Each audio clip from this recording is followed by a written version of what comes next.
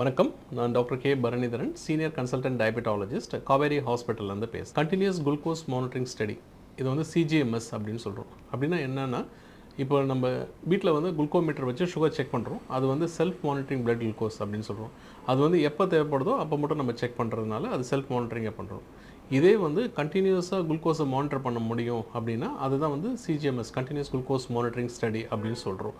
So இது என்னென்னா, ஒரு சின்ன ஒரு டிவைஸ், அது வந்து ஒரு ஸ்டிக்கர் மாதிரி நம்ம கையில் ப்ளேஸ் பண்ணிட்டா அந்த சென்சார் வந்து நம்ம சுகரை வந்து எவ்ரி 5 minutes ஒன்ஸ் கண்டினியூஸாக 24 hours மானிட்டர் பண்ணும். இப்போ ஒரு முறை அந்த நம்ம சென்சார் ஃபிக்ஸ் பண்ணால் 14 days வந்து நம்மளுக்கு சுகர்ஸை கண்டினியூஸாக பார்க்க முடியும். ஸோ இதில் என்ன அட்வான்டேஜ் அப்படின்னு கேட்டிங்கன்னா, இப்போ ஒருத்தவங்களுக்கு வந்து சுகர் வந்து அன்கண்ட்ரோல்டாக இருக்குது, அவங்க மெடிசன்ஸ் எடுக்கிறாங்க, அவங்களுக்கு வந்து ஒரு ஃபியர், திடீர்னு நம்ம இவ்வளோ மெடிசன்ஸ் எடுக்கிறோம், சுகர் லோ ஆகிடும், இல்லை சுகர் நம்மளுக்கு கண்ட்ரோலாக இருக்கா, எப்போல்லாம் வந்து லோ சுகர், எப்போல்லாம் ஹை சுகர் ஆகுது அப்படின்றத வந்து நம்ம கண்டிப்பாக பார்க்கலாம். அதே நேரத்தில் அவங்க எடுக்கிற உணவும் வந்து அந்த சர்க்கரையை வந்து கூடுதா, அதனால் ஏதாவது குறையுதா அப்படின்னு பார்க்குறதுக்கும் இந்த கண்டினியூஸ் குளுக்கோஸ் மானிட்டரிங் ஸ்டடி கண்டிப்பாக ஹெல்ப் பண்ணும். ஸோ இது வந்து யார் யாரெல்லாம் பண்ணலாம் அப்படின்னு கேட்டிங்கன்னா, ஃபஸ்ட்டு திங் வந்து ரொம்ப சுகர் அன்கண்ட்ரோல்டாக இருக்குது, ரொம்ப ஃப்ளக்சுவேஷன்ஸ் இருக்குது, அதிகமாக இன்சுலின் டோஸ் போடுறாங்க, அவங்களுக்கு வந்து கண்டிப்பாக இது வந்து ஒரு பெரிய வரப்பிரசாதம். ஸோ இன்றைக்கி வந்து அந்த சிஜிஎம்எஸ்னால நம்ம வந்து ப்ரிசிஷன் டயபெட்டிஸ் கேர் அப்படின்னு சொல்கிறோம். அதாவது துல்லியமான ஒரு மெடிக்கேஷன்ஸ் நம்ம கொடுக்க முடியும். இப்போ டயபெட்டிஸ்ன்னு எடுத்துட்டால் வந்து ஒருத்தவங்களுக்கு வேறுபடும்.